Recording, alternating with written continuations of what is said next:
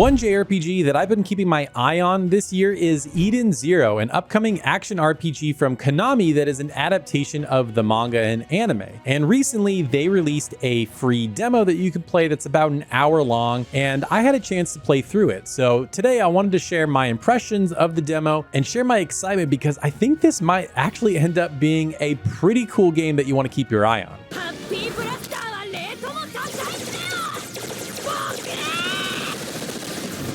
Now, full disclosure, I have not read the manga, have not watched the anime. I don't know anything about this. All I know is there's a blue cat named Happy that looks exactly like the blue cat named Happy from Fairy Tail, and it's the same author, so I get that maybe they're just doing something silly. But either way, that's all I know about this. So going in, my only frame of reference was like, okay, this looks like it has cool action combat. I like the art style for this series, so maybe it'll be fun. Now, I have to say the demo doesn't leave a great first impression, but once you finish it, there is a huge amount of possibility for what this game could be. So when you start the game, you play as Shiki. You're kind of in this like spaceship. It's very linear. It's kind of like an action beat 'em up game. Like you have a simple 4-hit combo, you have a separate attack, and then you have like a big super move that charges up that you can eventually do. Honestly, the gameplay is kind of shallow. When I first finished the demo, I was like, ooh, this is a little bit disappointing. It's very shallow. It's like the bare minimum of what's acceptable for an action RPG in 2025. I'll get to why I think this game could be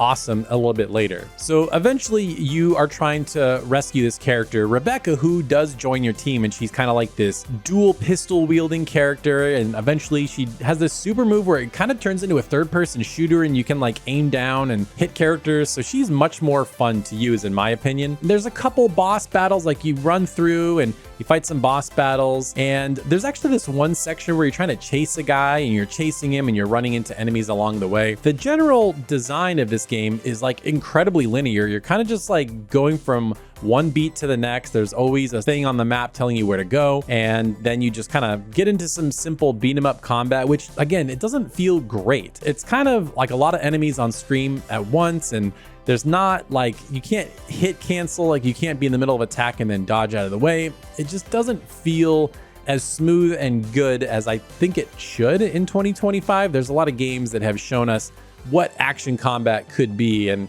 it's just like, again, the bare minimum. But what I do like is that you can switch between the characters on the fly. So if one character is not working for the enemy type, you can switch to another. Or if you just like one character's style, or if there's like a phase in a boss fight that doesn't suit one character, you can just switch them out. And the UI does seem to show the ability to have 4 characters. In this demo, you can only play as Shiki and Rebecca, but I know that the anime has tons more characters, and in the trailers, I have seen other characters that you can add. So I'm sure as the game goes on, there'll be more characters and your move set will expand. Now, unfortunately, there's just like kind of 2 small stages that you play through. You do a boss fight and the demo's over. Now, once the demo ends, it gives you like this little morsel, this little taste of what is to come for the game. And I feel like it's the best part and what could make this game awesome. So they say that the entire Blue Garden planet is explorable, and once the demo ends, it gives you just free roam to go to the main city. I forget what it's called, but the main character Shiki can fly around, so you can just like take off, fly around. There's some pretty bad popping. I was playing on PC, and I will say this PC version is not well optimized. There's a lot of slowdown in combat. There's a lot of pop-in, but I'm forgiving of that. The game's not done, so by the time the game comes out, this could be improved, so I'm not going to hold that against them right now. But you can fly around, and it seems really fun. Unfortunately, there's like no side quests. There's nothing to collect, but it feels really good to fly around. And there's also this like motorcycle that you can hop on and ride around on.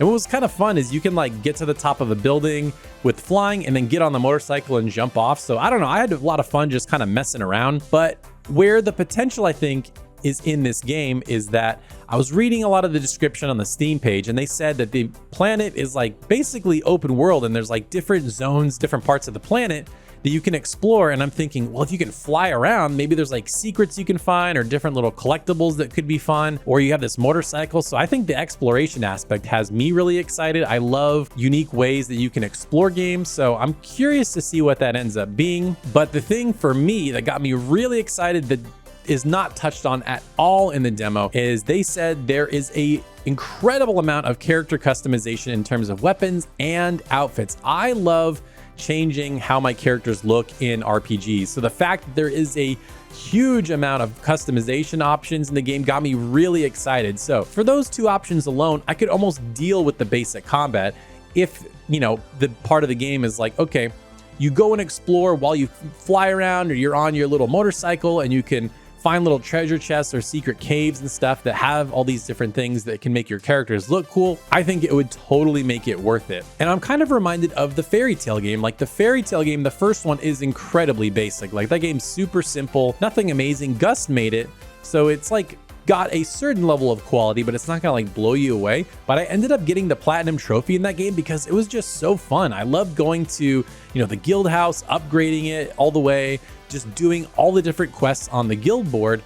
And I think this game might be similar because in between missions, you go to this like spaceship. It's going to be kind of like your hub area, and you can pick different missions. You can change your team loadout. Obviously, there's only 2 characters right now, so there wasn't much to do. But I imagine in the full game, like there'll be side quests to take on that could maybe give you these rewards of different outfits and stuff like that. So I'm very curious what that hub area turns out to be. If it's going to be a lot like Fairy Tail, this could become really addicting if there's a lot of these really short side quests. There's something about those kinds of games that just really scratch an itch for me. So I'm curious if that's what this game ends up being. But for now, the demo, like I said, it doesn't leave a great impression. It's pretty basic. The design is nothing amazing.